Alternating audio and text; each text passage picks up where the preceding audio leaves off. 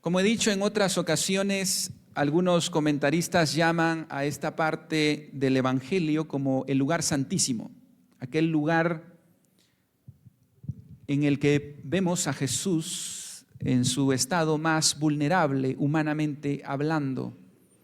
Hemos visto a Jesús siendo humillado, tocando fondo, siendo escupido en la cara, ya en varias ocasiones, golpeado, que le han dado puñetazos en la cara.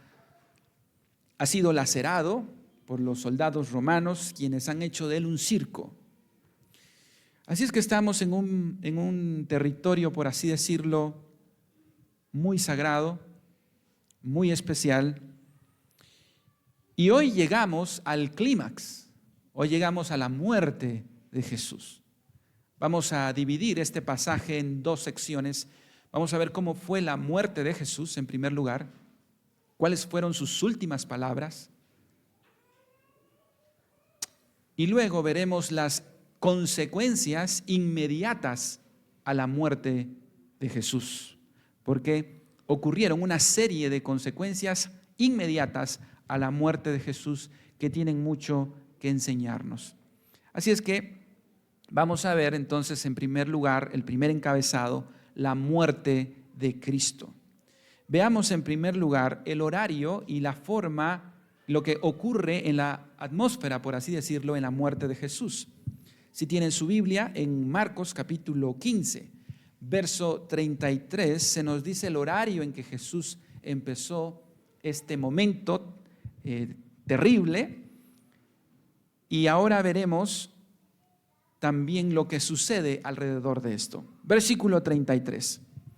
Cuando vino la hora sexta, hubo tinieblas sobre toda la tierra hasta la hora novena. Según el sistema que utilizaban los judíos para medir los horarios, la primera hora de luz del día, la hora primera, por así decirlo, eran las 6 de la mañana. Hemos visto que Jesús fue crucificado en la hora tercera. ¿Qué hora sería entonces? Las 9 de la mañana. Y aquí dice que cuando vino la hora sexta, es decir, el mediodía, cuando el sol está en su cenit o en su punto de elevación máxima, toda la tierra se cubrió de tiniebla. Y es que, hermanos, todos los latigazos que ha sufrido Jesús, los puñetazos, las humillaciones, no se comparan porque lo peor está por venir. Dios, Padre, va a descender al Calvario en este momento. Y esto es a lo que Jesús le temía. Esto es a lo que Jesús oró. Si fuera posible, pase de mí esta copa. Porque él había enfrentado el juicio religioso turbio del sistema religioso de Israel, había enfrentado a los grandes sumos sacerdotes Anás y Caifás, había enfrentado a los jueces del gobierno civil, había enfrentado a Pilato, pero Jesús en este momento va a enfrentar al juez de jueces. El Padre descendería al Calvario, pero ¿sabe qué? No para destruir a los soldados blasfemos, no para destruir a aquellos pecadores que estaban alrededor, no para castigar a esos impíos y paganos, sino para castigar al justo, al inocente que ha tomado nuestro lugar. Y la Biblia dice que en este momento hubo gran tiniebla sobre la tierra. Y aquí hay un contraste muy importante. ¿Recuerdan ustedes? ¿Jesús nació a la luz del día o en la noche? En la noche. Y aquí está muriendo de día. Pero noten ustedes el contraste. Cuando Jesús nació de noche, dice el Evangelio que hubo un gran resplandor iluminando a los hombres. Pero aquí, a plena luz del día, cuando Él muere, hubo tinieblas. ¿Ven el contraste? En la noche hubo luz y en el día hubo tinieblas en la muerte. ¿Qué nos está enseñando esto? que el Evangelio trae luz para los que están en oscuridad y trae oscuridad para aquellos que piensan que están en luz. Esto no pudo haber sido un evento climático natural como un eclipse por la fecha y por lo que dura. Dice que fue desde la hora sexta hasta la hora novena. Aquí estamos viendo que Dios se está manifestando en el Calvario para juzgar a Jesús, quien había tomado el lugar de nosotros los pecadores. Y esto es interesante, hermanos, porque en ciertos momentos muy específicos en la Biblia, Dios también se manifiesta a través de la oscuridad. Normalmente nosotros sabemos que Dios se manifiesta en la luz porque Él es luz. Pero la Biblia también nos dice que Dios se manifiesta en la oscuridad. De hecho, la primera vez que Dios se manifestó a los israelitas en el desierto, en el monte Sinaí, lo hizo en la oscuridad. Si ustedes recuerdan la narrativa del libro de Éxodo, en el capítulo 19, dice lo siguiente: aconteció que al tercer día, cuando vino la mañana, vinieron truenos y relámpagos, y espesa nube sobre el monte, y sonido de bocina muy fuerte, y se estremeció todo el pueblo que estaba en el campamento. Versículo 17. Y Moisés sacó del campamento al pueblo para recibir a Dios, y se detuvieron al pie del monte. Todo el monte Sinaí humeaba porque Jehová había descendido sobre él en fuego, y el humo subía como el humo de un horno, y todo el monte se estremecía en gran manera. Dios estaba revelando su santidad, su poder a Israel en el monte Sinaí. También vemos a Dios manifestándose a los egipcios en la plaga de la oscuridad, trayendo juicio sobre él. De manera que cuando Dios aparece manifestándose en oscuridad, es porque Él está manifestando su santidad, pero especialmente su juicio. De hecho, hay una frase técnica que se utiliza en el Antiguo Testamento que ya la hemos estudiado, que es el día de Jehová. Cuando nosotros escuchamos esto en el Antiguo Testamento, tiene una connotación de juicio y de severidad. Dice, por ejemplo, Joel capítulo 2, versículo 30, hablando de ese día futuro de Jehová. Todos deberíamos leer este versículo con solemnidad, porque fíjense lo que dice, versículo 30, y daré prodigios en el cielo y en la tierra, sangre, fuego y columnas de humo. El sol se convertirá en tinieblas y la luna en sangre, antes que venga el día grande y espantoso de Jehová. Ese día, en la segunda venida, el sol se convertirá en tinieblas. Y Jesús en el Calvario está recibiendo un anticipo de ese juicio, de ese día. Por eso todo se ha tornado en oscuridad. El mundo se ha encargado de que nosotros le tengamos miedo a cuando está oscuro, ¿cierto? A nadie le gusta tanto la oscuridad. Pero hermanos, cuando Dios se manifiesta en oscuridad, no hay que temerle al diablo, no hay que temerle a los demonios. Si hay alguien a quien hay que temerle, es a Dios.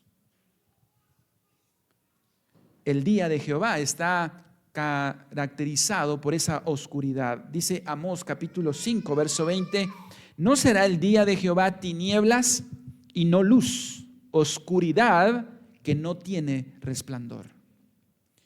Y el capítulo 8, verso 9 dice, acontecerá en aquel día, dice Jehová el Señor, que haré que se ponga el sol a mediodía y cubriré de tinieblas la tierra en el día claro.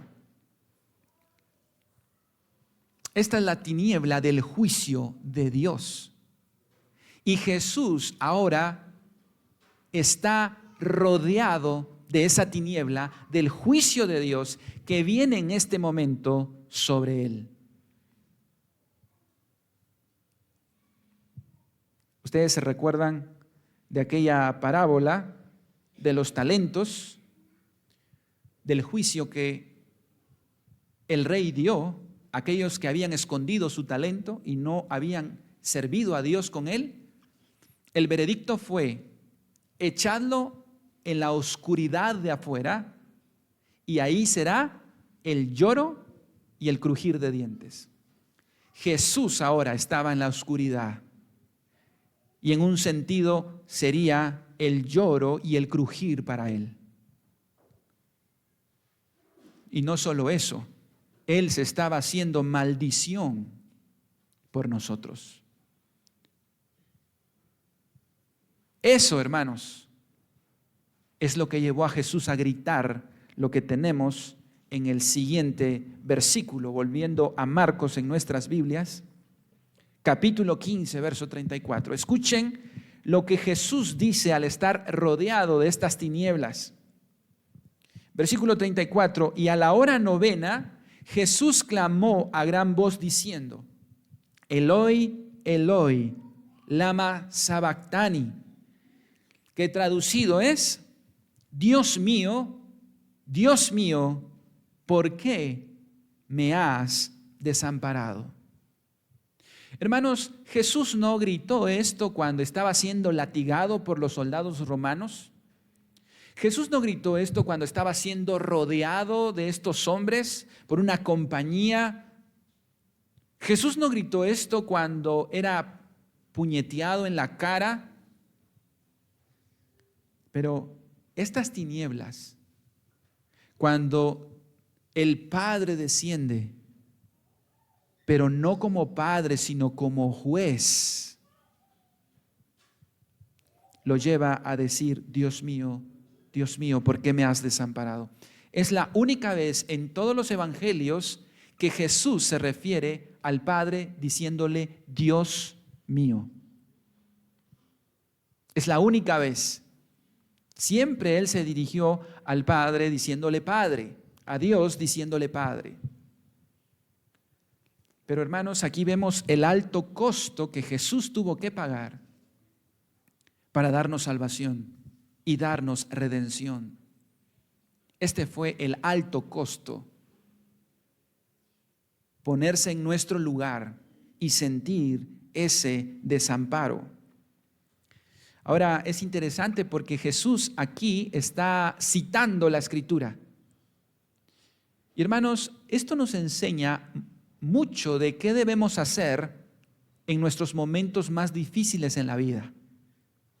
Cuando nos sintamos desamparados, Jesús acudió a la Escritura y citó la Escritura. Jesús aquí estaba citando un salmo, que es el capítulo 22, que dice lo siguiente: Dios mío, ¿por qué me has desamparado? ¿Por qué estás tan lejos de mi salvación y de las palabras de mi clamor? Dios mío, clamo de día y no respondes, y de noche y no hay para mí reposo. Hermanos, ¿cuál es el salmo más conocido para nosotros los cristianos hoy? ¿El 22 o el 23? ¿Y qué dice el 23? Nada me faltará. En lugares de delicados pastos me hará descansar. Junto a aguas de reposo me pastoreará. ¿Por qué nosotros no memorizamos el Salmo 22? Dios mío, ¿por qué me has desamparado? El salmo favorito de la cristiandad no es ese, es Salmo 23. Sin duda, porque Jesús vivió el Salmo 22 en la cruz, para que usted y yo, Jesús tuvo que decir: Dios mío, ¿Por qué me has desamparado? Para que usted y yo podamos decir, Jehová es mi pastor. Él sufrió el abandono de Dios para que usted y yo no sufriéramos ese abandono.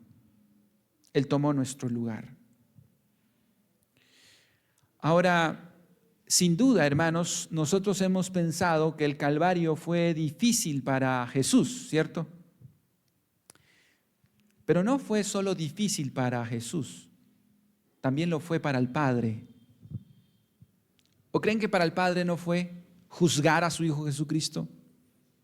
En un sentido, aquí vemos al Padre siendo Abraham en el monte Moria, listo para sacrificar a su hijo, Isaac. Que de hecho, este relato en Génesis 22 es un anuncio de lo que iba a ocurrir en el Calvario. Es el protoevangelio. Allá donde tenemos a Abraham a punto de sacrificar a su hijo Isaac en el monte Moria, y aquí tenemos al Padre en el Calvario a punto de sacrificar a su hijo, con la diferencia de que para Jesús no habría sustituto, como lo fue para el hijo de Abraham. Porque cuando Abraham iba a introducir el cuchillo, un ángel le habló y le dijo, aquí está el cordero. Para Jesús no habría sustituto, Él tendría que morir. Llevaba 3 horas en la cruz y a la hora 6ª empiezan las tinieblas hasta la hora 9. El juicio de Dios juzgado en este momento, siendo juzgado en este momento, el Hijo de Dios siendo juzgado. Por si fuera poco, todavía siguen habiendo burladores y personas que siguen simplemente con el morbo de seguir viendo lo que habla Jesús y lo que está sufriendo Jesús. Fíjense lo que ocurre ahora, verso 36 en nuestras Biblias. Dice el versículo 36. Y corrió uno empapando una esponja en vinagre y poniéndola en una caña le dio a beber diciendo, dejad, veamos si viene Elías a bajarle. Noten el cuadro, Jesús expresa Eloi, Eloi, lama sabactani. Esa palabra Eloi se parece mucho el sonido al nombre Elías. Y entonces uno escucha que está llamando a Elías y le va a dar vinagre a Jesús para tomar, para ver si viene Elías a ayudarle. Era una burla, era un morbo simplemente de ver qué hacía Jesús en la cruz. Pero el Evangelio de Juan nos agrega un detalle relacionado a esto cuando Jesús en la cruz dice, tengo sed. Versículo 28. Después de esto, sabiendo Jesús que ya todo estaba consumado, dijo para que la escritura se cumpliese, tengo sed. Y estaba allí una vasija llena de vinagre, entonces ellos empaparon en vinagre una esponja y pidiéndola en un hisopo, se la acercaron a la boca. ¿No le dieron agua? Le dieron una esponja llena de vinagre cuando Jesús tenía sed y Jesús la toma. Era tanta la sed que tenía Jesús que la tomó. Esto también fue una burla para él. El vinagre del cual se habla acá era una especie de vino del más barato que los soldados tomaban. Jesús no pudo sanar su sed con agua, sino le pasaron esta esponja sucia para que tomara. Y esto también era una burla. El sufrimiento y la agonía de Jesús en este momento siguen al clímax. Y esto nos lleva a la muerte de Jesús. Versículo 37. Y Marcos es bien escueto en narrarnos la muerte de Jesús. Vean cómo muere Jesús. En su Biblia, en el versículo 37 de Marcos. Mas Jesús, dando una gran voz, expiró. Eso es todo lo que dice Marcos. Mas Jesús, dando una gran voz, expiró. Usted ha visto en los productos que tienen una fecha de expiración, ¿verdad? Que dice lote y de vencimiento. Y quizás Marcos no tiene las palabras más idóneas para hablar de cómo es que Jesús murió. Agustín de Hipona decía, ¿cómo es que Jesús murió? Y él decía, el autor del hombre fue hecho hombre para que el que es pan tuviera hambre, para que el que es el camino se cansara de caminar, para que el que es la fuente de agua viva tuviera sed, y para el que es la vida aprendiera a morir. Aunque Marcos no nos dice cuáles fueron las últimas palabras de Jesús, Juan nos dice una frase. Y es que hay que armar el cuadro completo con los 4 evangelios. Y Juan capítulo 19, verso 30 dice, cuando Jesús hubo tomado el vinagre, dijo, consumado es. Esa palabra es famosa en griego, tetelestai. Esa es una palabra que se usa en contaduría, es como la cuenta está pagada. Y habiendo inclinado la cabeza, entregó el espíritu. Jesús dijo la última palabra antes de morir, consumado es, la cuenta está pagada, el sacrificio ha sido hecho. Satanás no pudo evitar que Jesús se rindiera y que muriera en la cruz. Él lo hizo. Eso nos lleva a nuestro siguiente encabezado, que es las consecuencias inmediatas de la muerte de Cristo que encontramos en Marcos. Vamos ahora a nuestra Biblia y veamos ahora las consecuencias de esa muerte. Versículo 38. Entonces el velo del templo se rasgó en dos, de arriba abajo. La primera consecuencia tuvo que ver con la religión de Israel. En este momento. Y miren, hermanos, las cosas sobrenaturales que empiezan a suceder. El velo del templo se rasgó. Allí estaba dando esa línea entre el antiguo pacto y el nuevo pacto. En el templo habían alrededor de 12 cortinas, porque no utilizaban las paredes como nosotros las tenemos ahora. La cortina principal, porque estas 12 cortinas se utilizaban, muchas de ellas para dividir ciertos ambientes, pero la cortina principal era la que separaba el lugar santo del lugar santísimo en el templo. En el lugar santísimo no podía entrar nadie.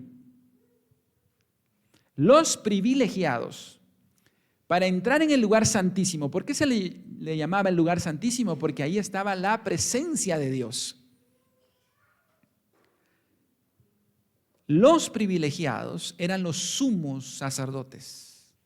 Ni siquiera todos sacerdotes, solo los sumos sacerdotes, una vez al año. ¿Usted se imagina, hermano, que nosotros pudiéramos celebrar un culto nada más una vez al año? Quizás para muchos sería ideal, ¿verdad? Es que cada domingo, hermano. Pero vamos a ver, hermanos, el privilegio que nosotros tenemos versus el privilegio que tenían en el antiguo pacto. ¿Quiénes podían entrar a la mismísima presencia de Dios? Los sumos sacerdotes una vez al año.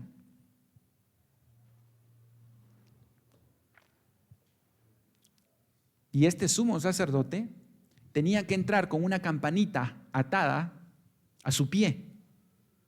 Porque si hacía algo indigno en el lugar santísimo, podía morir y nadie podía entrar a sacarlo, había que jalarlo de la cuerda. Así de santo es nuestro Dios. Pero ¿sabe qué? Con la muerte de Cristo, esa cortina principal que dividía el lugar santo del lugar santísimo, que medía más o menos 18 metros de alto por 10 centímetros de espesor, o sea, no era cualquier cortina, era una cortina gruesa y pesada, se partió en dos de arriba a abajo. Esto tenía un gran significado.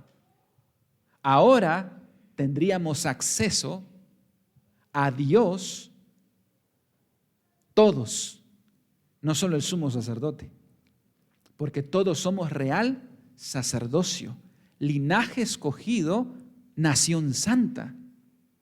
Si los discípulos o los creyentes del Antiguo Testamento supieran que nosotros íbamos a tener acceso al lugar santísimo todos los días, 24 horas al día, los 7 días de la semana, se reirían. Y dirían, no, eso nunca va a ser posible. Ahí solo el sumo sacerdote una vez al año. Pero tenemos nosotros acceso al trono de su gracia. Y sabe que esto traía un efecto dominó sobre todo Israel. Porque en el momento que se estaba rompiendo esa cortina, Dios estaba diciendo, el antiguo pacto quedó obsoleto. El templo, hermanos, fue anulado. El sacerdocio arónico fue anulado. Todos los sacrificios ya se volvieron inútiles. El sistema levítico fue depuesto. Los utensilios del templo quedaron obsoletos. Todo ese sistema religioso, empezando con el templo, había quedado obsoleto. Por eso Jesús le dijo a la mujer samaritana, te aseguro que la hora es cuando los verdaderos adoradores adorarán al Padre en espíritu y en verdad, y ya no en Samaria ni en Jerusalén, sino los que adoren lo harán en espíritu y en verdad. Hermanos, para nosotros quizás que nacimos en el nuevo pacto no valoremos esto, pero esto tiene que ver con nosotros y es una de las grandes bendiciones de estar en el nuevo pacto. La siguiente consecuencia está en el libro de Mateo. Fíjense lo que dice Mateo capítulo 27, versículo 51. Y he aquí el velo del templo se rasgó en dos de arriba abajo. Y la siguiente consecuencia inmediata es, y la tierra tembló y las rocas se partieron. Un gran terremoto o un gran sismo sacudió a Jerusalén en ese momento. La primera consecuencia tiene que ver con el templo, la segunda tiene que ver con la tierra. La Biblia dice que la tierra gime a una esperando la manifestación de los hijos de Dios. Ahora, ¿se imaginan, hermanos, estar en Jerusalén ese viernes a las 3 de la tarde del día de la Pascua? Fue un viernes del mes de abril. Y de repente toda la tierra se oscurece y luego empieza a temblar. Las burlas empiezan a ceder. Dejan de reírse de Jesús. Dice el Evangelio de Mateo que muchos regresaron golpeándose el pecho. Porque, hermanos, cuando ya vemos a Dios de frente en su juicio, ya no hay burlas, ya no hay ateos, ya no hay agnósticos. Se acabaron las risas y ahora empezó el lloro y el crujir de dientes. Tercer consecuencia de la muerte de Cristo está en el cementerio. Yo no sé si usted fue al cementerio hace poquito, pero hubo una consecuencia inmediata en el cementerio. ¿Saben qué es? Vamos a ver si lo tengo aquí en pantalla, debería. No lo tengo. Voy a leerlo acá. Mateo 27, 52. Y se abrieron los sepulcros. Escuchen eso. Se abrieron los sepulcros y muchos cuerpos de santos que habían dormido se levantaron y salieron de los sepulcros después de la resurrección de Él, viniendo a la santa ciudad y aparecieron a muchos. Mientras Jesús estaba muriendo, estaba dando vida. Estos no eran como Lázaro, porque Lázaro volvió a morir.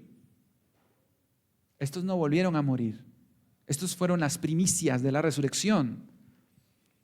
Estos son el anticipo de Primera de Tesalonicenses 4, que dice que los muertos en Cristo resucitarán primero. Jesús estuvo después de haber resucitado 40 días.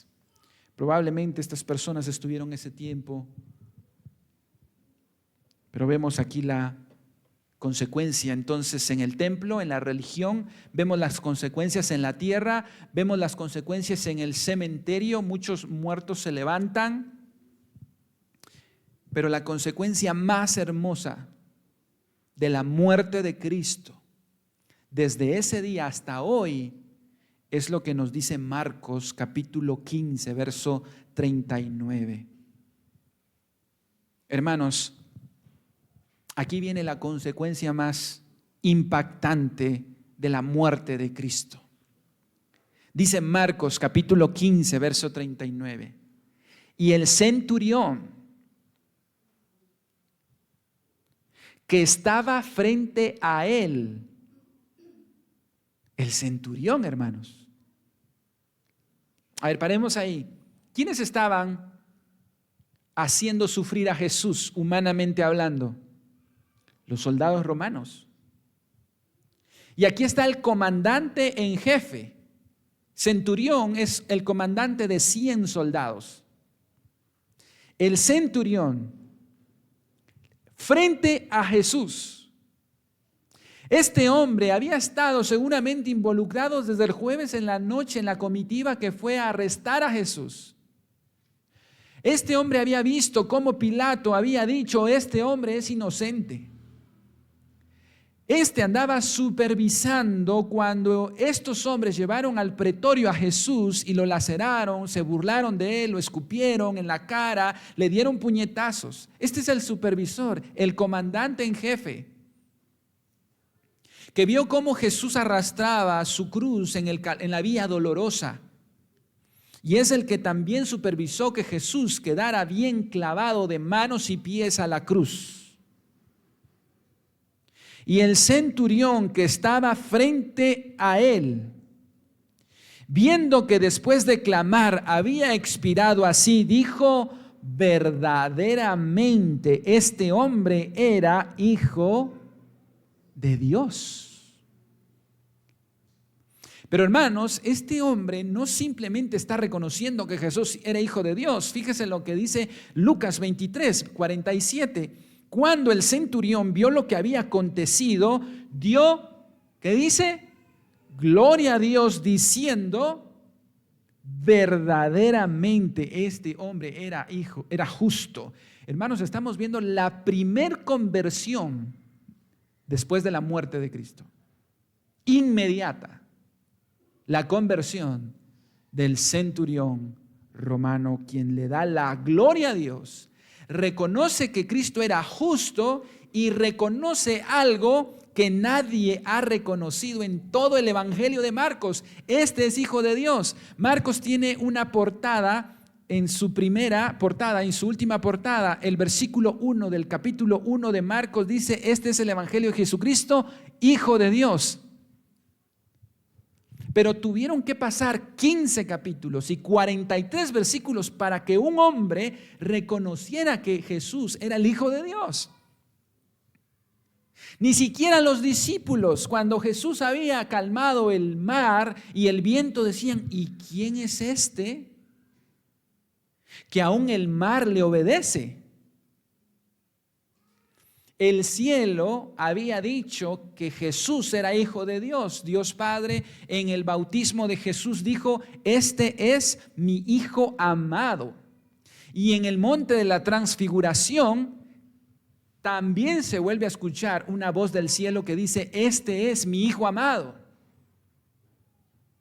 Pero también desde el infierno se había reconocido, porque cuando los demonios que habían estado en aquel endemoniado de Gadara vieron a Jesús, dijeron: ¿qué tienes contra mí, Jesús, Hijo del Dios Altísimo?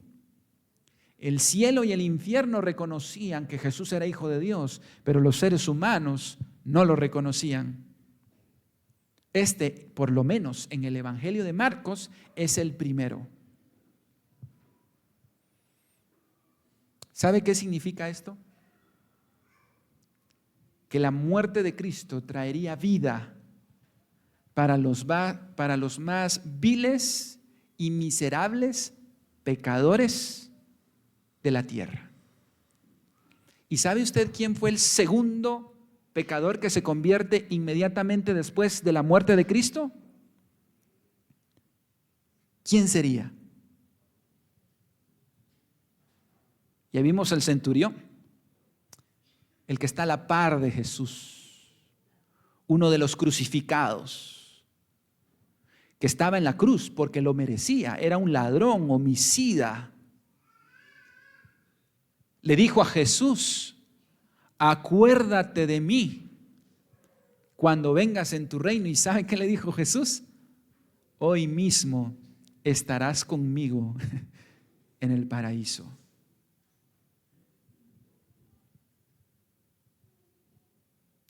La salvación de Cristo la muerte de Cristo traería salvación a los menos esperados, a los mafiosos, homicidas, traidores, blasfemos.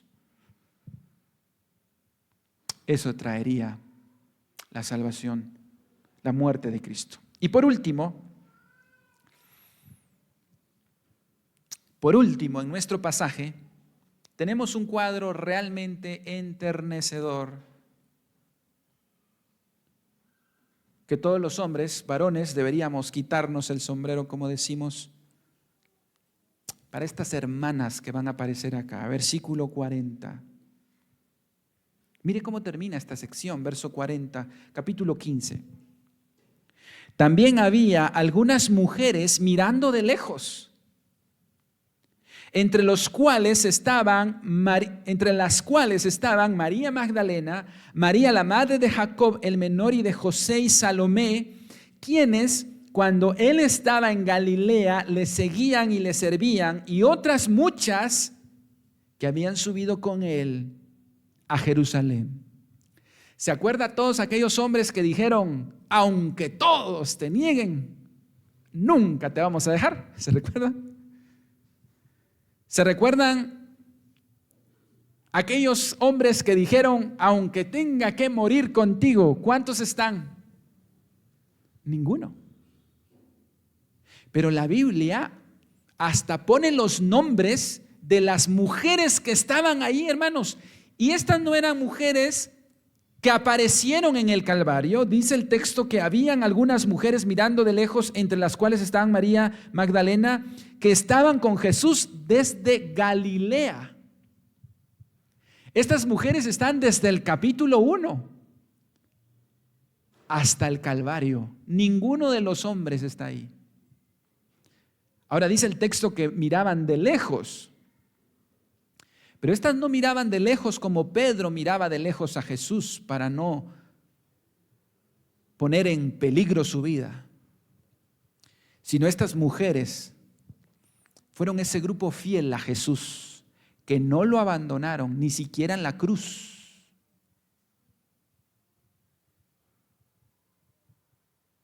Y lo miraban de lejos no porque tenían miedo, sino porque no querían ver de cerca las heridas, el dolor,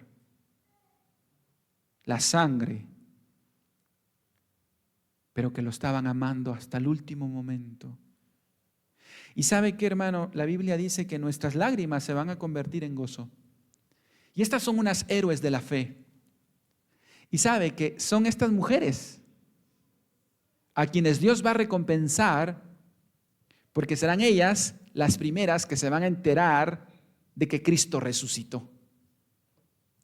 Y 3 de ellas van de mañana en el domingo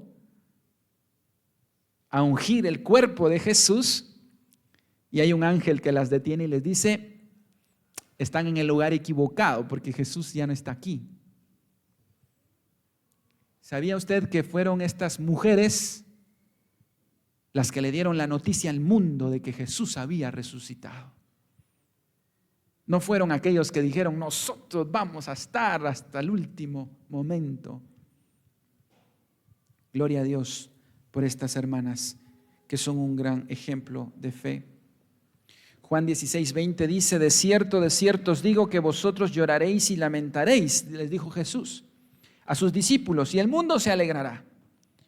Pero aunque vosotros estéis tristes y vuestra tristeza aunque vosotros estéis tristes, vuestra tristeza se convertirá en gozo. ¿Qué aplicaciones finales tenemos a raíz de esta historia, hermanos? Primero que nada, que Cristo pagó por nuestros pecados para darnos acceso a Dios. Y no fue fácil para Él. Tuvo que sufrir. Murió en la cruz.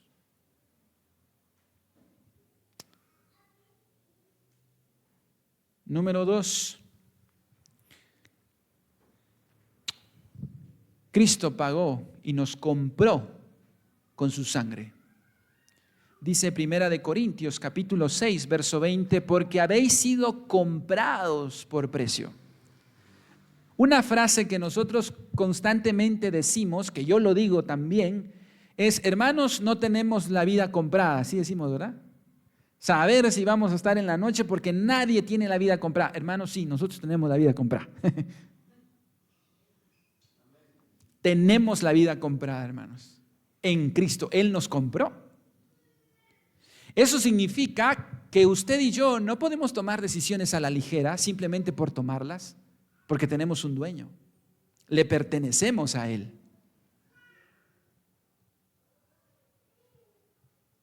Y por último, la mejor exégesis.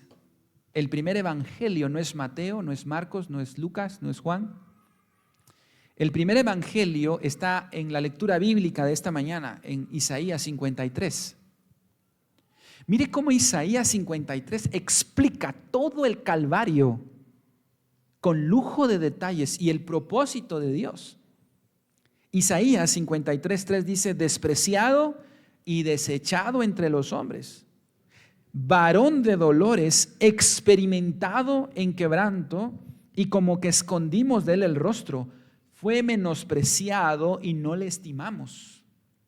Ciertamente llevó Él nuestras enfermedades y sufrió nuestros dolores, y nosotros le tuvimos por azotado, por herido de Dios y abatido. Mas Él, herido fue por nuestras rebeliones, molido por nuestros pecados. El castigo de nuestra paz fue sobre Él, y por su llaga fuimos nosotros curados. Todos nosotros nos descarriamos como ovejas, cada cual se apartó por su camino, mas Jehová cargó en él el pecado de todos nosotros. Solo Dios podía librarnos de Dios. Por eso Él tuvo que tomar nuestro lugar. Hermanos, es el evangelio. Cristo murió en la cruz para salvar a los pecadores, de los cuales yo soy el primero. La pregunta es, ¿seremos nosotros los que reconoceremos a Jesús como el Hijo de Dios? ¿O seremos simplemente de aquellos que se alejaron del Calvario, como que una noche o una tarde más hubiera pasado? Sigamos a Jesús hasta la cruz y vivamos para Él, hermanos, porque Él dio todo por nosotros. Ahora confiemos en su sacrificio. Él dijo, la cuenta está pagada. Justificados pues por la fe, tenemos paz con Dios. Vamos a ponernos de pie. y vamos a darle gracias a nuestro Padre.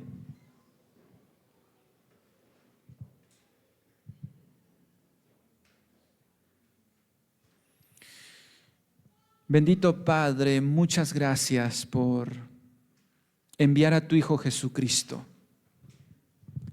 Gracias por sostenerle y darnos acceso 24 horas al día, los 7 días de la semana, al trono de tu gracia. Bendito seas por siempre, por redimir a tu pueblo. Jesús, Hijo del Dios Altísimo, el Señor y Salvador de nuestras vidas, los redimidos declaran hoy: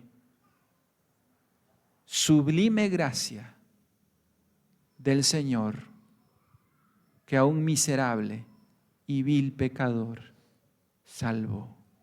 Fui ciego, mas hoy veo yo. En Cristo Jesús oramos dándote la gloria. Amén y amén.